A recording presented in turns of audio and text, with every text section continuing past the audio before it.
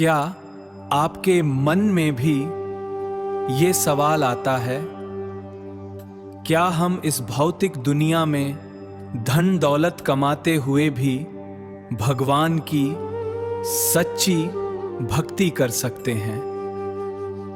आज के वीडियो में हम उसी अद्भुत संवाद को जानेंगे। महाराज जी, मैं जीवन में सफलता पाना चाहता हूँ, पैसा भी चाहता हूँ और भगवान की भक्ति भी चाहता हूँ।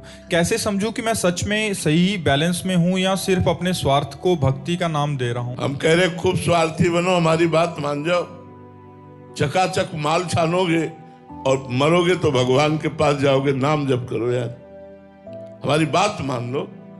जो जितना भजन करता है उसी के आगे लौकिक पारलौकिक दोनों प्रकार के सुख भगवान प्रदान करते।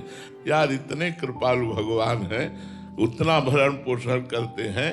तो हमें लगता है अगर रुपया चाहिए तो धन कमाओ। कैसे? राधा राधा राधा राधा, और फिर इस धन से लोक परलोक सारे सुखों को खरीद लो। अब भजन नहीं करोगे, पाप करोगे, चाहोगे सुख बेईमानी से, अधर्माचरण से, तो भले रुपया मिले तुम्हारे परिवार का नाश कर देगा, वो तुम्हारी बुद्धि भ्रष्ट कर देगा, वो तुम्हारे सुख शांति को नष्ट कर देगा।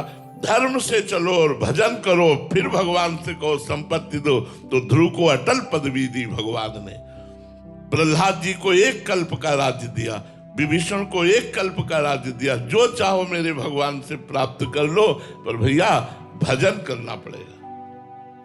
अब पियो शराब, पराई बहन बेटियों की तरफ गंदी दृष्टि रखो, मुर्गा मछली खाओ, तो पूर्व जन्म के फलस्वरूप भले करोड़पति बन जाओ, लेकिन अब की नरक जाना पड़ेगा जैसे आचरण कर रहे हो। और अगले जन्म तुम भी सुअर कुत्ता गधा मुर्गा बनोगे और ऐसे काट के खाए जाओगे। अवश्य में वो भोक्तव्यम कृतम कर्म शुभाशुभम, शुभ अशुभ कर्म का फल अवश्य भोगना पड़ेगा।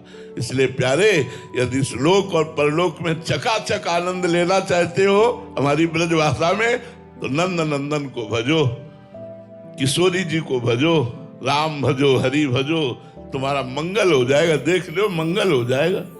भजन करोगे तो तुम्हें सब कुछ प्राप्त हो जाएगा। भजन नहीं करोगे, पाप कर्म करोगे और फिर भगवान को कोसोगे, ऐसे नहीं होता। खूब नाम जप करो, जो चाहो प्राप्त कर लो। खुला खुला खुला हम आपको ऐलान कर रहे हैं, जो चाहो प्राप्त कर लो। भगवान का केवल भजन करो, ई पर लोग सकल सुख पावत मेरी सो भैया कृष्ण गुण संचु।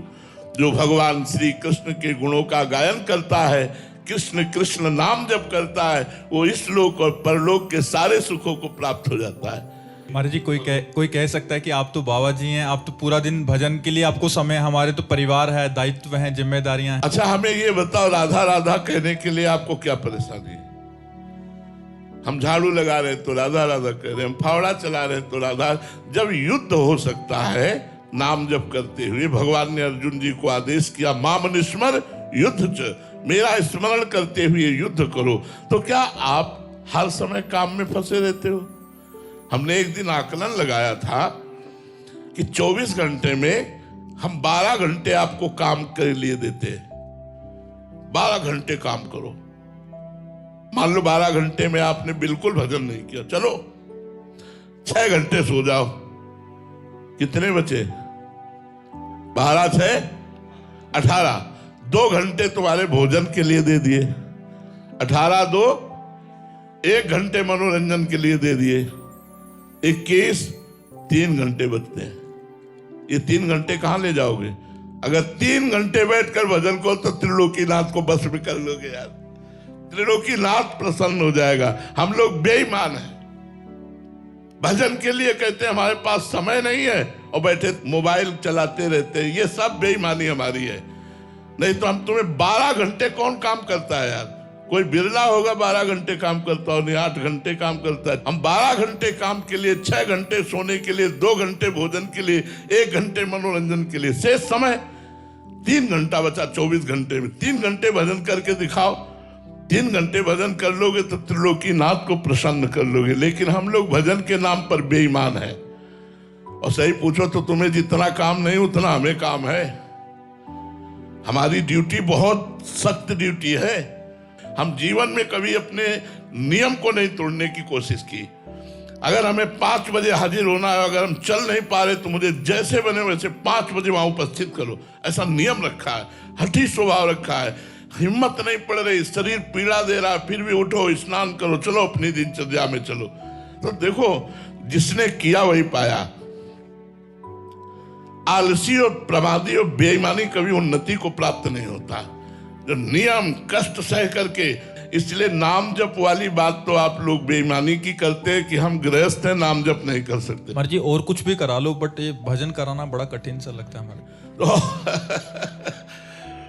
अब दवाई ना खाओ, इसके बाद आप कहो कि और कैसे रोग ठीक कर दो, तो फिर कैसे ठीक होगा? दवा तो खानी पड़ेगी। भगवान की ये जो नाम शक्ति है, यही तुम्हारी कामनाओं को पूर्ण कर सकती है। हमारी बात मान लो, आप एक बार राम बोले तो ये सोने का सिक्का ऐसा जमा हो गया कि त्रिभुवन में काम आएगा, मृत्युलोक में भी और परलोक में भी। और राम राम राम, राधा राधा राधा, ये आपका काम देगा। और ये कोई पकड़ नहीं रहा तो भाई जपना तो पड़ेगा ही।